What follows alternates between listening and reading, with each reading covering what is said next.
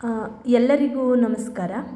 ಇವತ್ತು ನಾವು ದ್ವಿತೀಯ BA ವಿದ್ಯಾರ್ಥಿಗಳಿಗೆ ಇತಿಹಾಸದಲ್ಲಿ ಬರ್ತಕ್ಕಂತಹ ಮೊದಲನೇ ಬ್ಲಾಕ್ನ ಮೊದಲನೇ ಘಟಕ ಆಧಾರಗಳ ಸಮೀಕ್ಷೆ, ಬಾಬರ್ನ ದಾಳಿಯ ಪೂರ್ವದ ಭಾರತದಲ್ಲಿ ಈ ಮೊಘಲ್ ಸಾಮ್ರಾಜ್ಯವನ್ನು ಆಳಿದಂತಹ ರಾಜರುಗಳು ಮತ್ತು ಈ ಮೊಘಲ್ ಸಾಮ್ರಾಜ್ಯವನ್ನು ಅಧ್ಯಯನ ಮಾಡಲಿಕ್ಕೆ ನಮಗೆ ಸಿಗುವಂತಹ ಆಧಾರಗಳ ಬಗ್ಗೆ ತಿಳಿದುಕೊಳ್ಳೋಣ. ಸ್ನೇಹಿತರೆ, ಈ ಮೊಘಲ್ ಸಾಮ್ರಾಜ್ಯವನ್ನು ಬಾಬರ್ ಅಂತಕ್ಕಂತಹ ಒಬ್ಬ ರಾಜ ಸ್ಥಾಪನೆ ಮಾಡಿದ.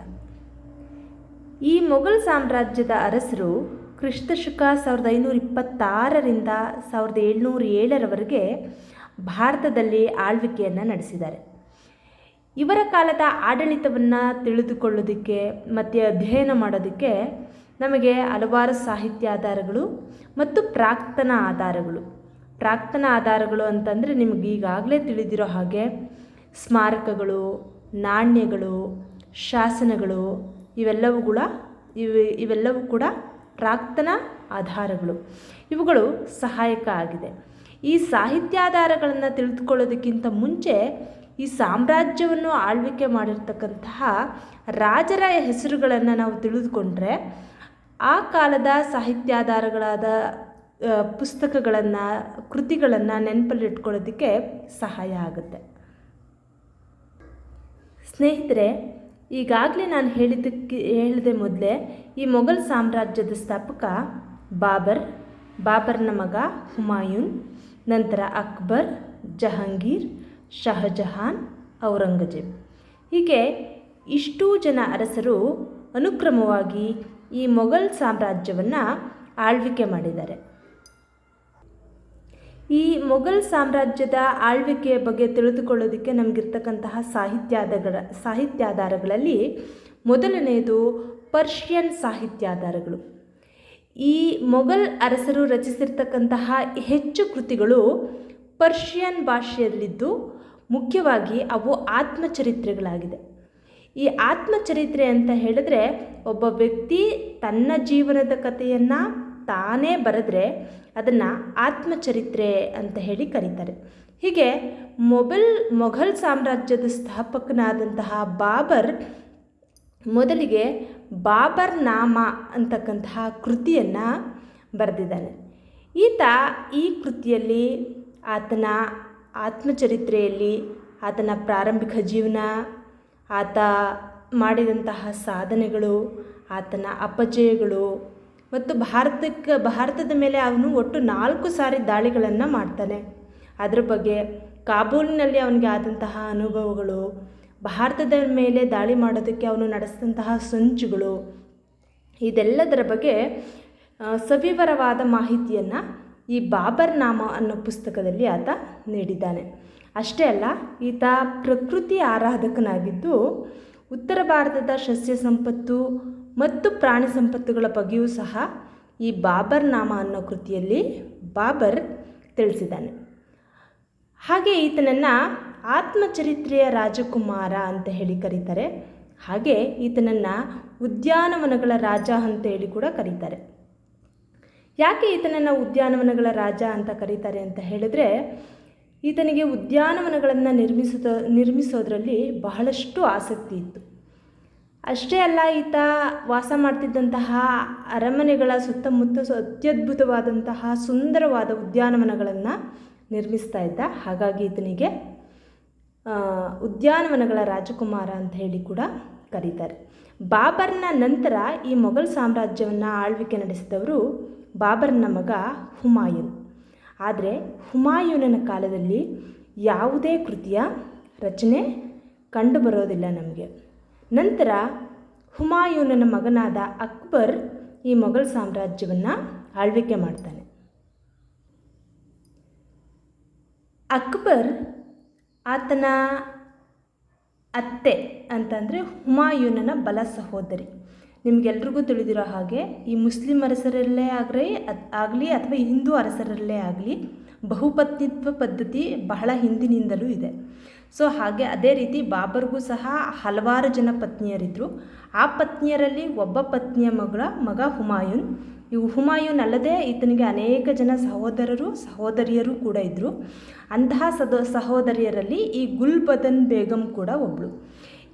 ಅಕ್ಬರ್ ಈ ಗುಲ್ಬದನ್ ಬೇಗಂಗೆ ಅಂದರೆ ಹುಮಾಯೂನನ ತಂಗಿಗೆ ಹೇಳಿ ಹುಮಾಯೂನನ ಜೀವನವನ್ನು ಕುರಿತಂತಹ ಒಂದು ಪುಸ್ತಕವನ್ನು ಗುಲ್ಬದನ್ ಬೇಗಂಳಿಂದ ರಚಿಸ್ತಾನೆ.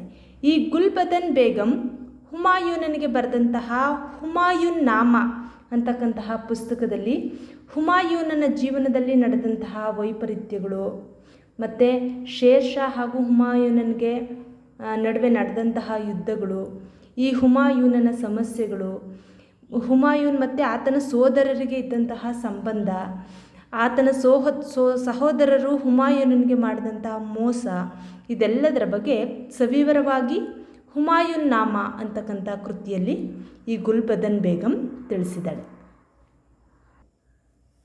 ನಂತರ ಅಕ್ಬರನ ಕಾಲದಲ್ಲಿ ಅಬ್ದುಲ್ ಫಜಲ್ ಅಂತಕ್ಕಂತಹ ಒಬ್ಬ ತತ್ವಜ್ಞಾನಿ, ಮಾರ್ಗದರ್ಶಕ, ಹಿತಚಿಂತಕ ಮತ್ತು ಅಕ್ಬರನಿಗೆ ಆಡಳಿತದಲ್ಲಿ ಸೂಕ್ತ ಸಲಹೆಗಳನ್ನು ನೀಡುವಂತಹ ಮೇಧಾವಿ ಈತ ಅಕ್ಬರನ ಆಸ್ಥಾನದಲ್ಲಿದ್ದ. ಈತ ಅಕ್ಬರನ ಕುರಿತು ಮತ್ತು ಆ ಕಾಲದ ರಾಜಕೀಯ, ಆಡಳಿತಾತ್ಮಕ, ಸಾಂಸ್ಕೃತಿಕ ಚಟುವಟಿಕೆಗಳನ್ನು ಕುರಿತು ತನ್ನ ಅಕ್ಬರ್ ನಾಮ ಅನ್ನೋ ಪುಸ್ತಕದಲ್ಲಿ ಸವಿವರವಾದ ಮಾಹಿತಿಯನ್ನು ನೀಡಿದ್ದಾನೆ. ಅಷ್ಟೇ ಅಲ್ಲ, ಈ ಅಕ್ಬರ್ನ ಆಸ್ಥಾನದಲ್ಲಿ ಬದೌನಿ ಅಂತಕ್ಕಂತಹ ಒಬ್ಬ ಪರ್ಷಿಯನ್ ಕವಿ ಕೂಡ ಇದ್ದ. ಈತನೂ ಸಹ ಮುಂತಕಬ್ ಉತ್ ತವಾರಿಕ್ ಅಂತಕ್ಕಂತಹ ಕೃತಿಯನ್ನು ರಚನೆ ಮಾಡಿದ್ದಾನೆ.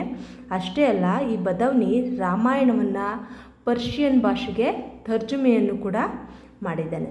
ಅಕ್ಬರ್ನ ನಂತರ ಆತನ ಮಗ ಜಹಂಗೀರ್ ಆಳ್ವಿಕೆಯನ್ನು ನಡೆಸಿದ.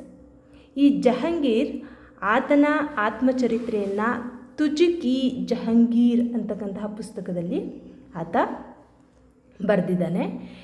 ಈ ಕೃತಿಯೂ ಸಹ ಜಹಂಗೀರನ ಕಾಲದ ರಾಜಕೀಯ, ಸಾಮಾಜಿಕ ಹಾಗೂ ಸಾಂಸ್ಕೃತಿಕ ಚಟುವಟಿಕೆಗಳನ್ನು ಕೂಲಂಕುಷವಾಗಿ ನಮಗೆ ತಿಳಿಸ್ಕೊಡುತ್ತೆ. ಕೊನೆಯಲ್ಲಿ ಅಂದರೆ ಜಹಂಗೀರನ ನಂತರ ಆಳ್ವಿಕೆ ಮಾಡಿದವರು ಶಹಜಹಾನ್. ಈ ಶಹಜಹಾನನ ಆಸ್ಥಾನದಲ್ಲಿ ಅಮೀರ್ ಕಜ್ವನಿ ಅಂತಕ್ಕಂಥ ಒಬ್ಬ ವಿದ್ವಾಂಸ ಇದ್ದ. ಈತ ಶಹಜಹಾನ್ ನಾಮ ಹಾಗೂ ಪಾದಶಾ ನಾಮ ಅಂತಕ್ಕಂಥ 2 ಕೃತಿಗಳನ್ನು ರಚಿಸಿದ್ದಾನೆ. ನಂತರ ಈ ಮೊಘಲ್ ಸಾಮ್ರಾಜ್ಯವನ್ನು ಆಳ್ವಿಕೆ ಮಾಡಿದಂತಹ ಕೊನೆಯ ಅರಸರಲ್ಲಿ ಬಹುಮುಖ್ಯನಾದವನು ಔರಂಗಜೇಬ್. ಈ ಔರಂಗಜೇಬನ ಕುರಿತು ಆತನ ಆಸ್ಥಾನದಲ್ಲಿದ್ದಂತಹ ಕವಿ ಮಿರ್ಜಾ ಅಹಮದ್ ಕಾಸಿಂ ಅಂತಕ್ಕಂಥವನು ಅಲಂಗೀರ್ ನಾಮ ಅಂತಕ್ಕಂತಹ ಕೃತಿಯನ್ನು ರಚಿಸಿದ್ದಾನೆ. ಇದಿಷ್ಟು ಮೊಘಲರ ಸಾಮ್ರಾಜ್ಯದ ಕುರಿತು ನಮಗೆ ಲಭ್ಯವಿರ್ತಕ್ಕಂತಹ ಪರ್ಷಿಯನ್ ಆಧಾರಗಳು. ಈ ಮೊಘಲರ ಕಾಲದಲ್ಲಿ ಕೇವಲ ಪರ್ಷಿಯನ್ ಭಾಷೆಯ ಸಾಹಿತ್ಯ ಮಾತ್ರ ಅಷ್ಟೇ ವೃದ್ಧಿಯಾಗದೆ ಅಕ್ಬರ್ನಂತಹ ರಾಜರು, ಅಂದರೆ ಅಕ್ಬರ್ ಸರ್ವಧರ್ಮ ಸಹಿಷ್ಣುವಾಗಿದ್ದ.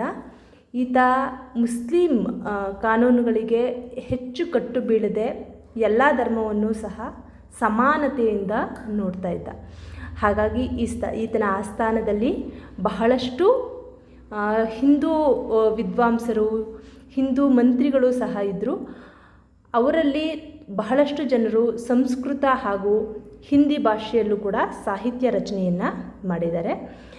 ನಂತರ ಈ ಮೊಘಲರ ಸಾಮ್ರಾಜ್ಯವನ್ನು ಅಧ್ಯಯನ ಮಾಡಲಿಕ್ಕೆ ನಮಗೆ ಸಿಗುವಂತಹದ್ದು ಯುರೋಪಿಯನ್ನರ ವರದಿಗಳು.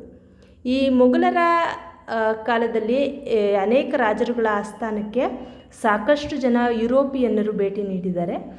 ಈ ಭೇಟಿ ನೀಡಿರ್ತಕ್ಕಂತಹ ವಿದ್ವಾಂಸರು ಇಲ್ಲಿ ಕಂಡಂತಹ ವಿಷಯಗಳನ್ನು, ಇಲ್ಲಿನ ಸಾಮಾಜಿಕ, ರಾಜಕೀಯ, ಆರ್ಥಿಕ, ಸಾಂಸ್ಕೃತಿಕ ಚಟುವಟಿಕೆಗಳನ್ನು ಮತ್ತು ಆ ಕಾಲದ ಪ್ರಮುಖ ಘಟನಾವಳಿಗಳನ್ನು ಅವರು ಡೈರಿಗಳು, ಪ್ರವಾಸ ಕಥನಗಳು, ವೈಯಕ್ತಿಕ ಪತ್ರ, ಲೆಕ್ಕಪತ್ರ ಮತ್ತು ವರದಿಗಳಲ್ಲಿ ಉಲ್ಲೇಖಿಸಿದ್ದಾರೆ.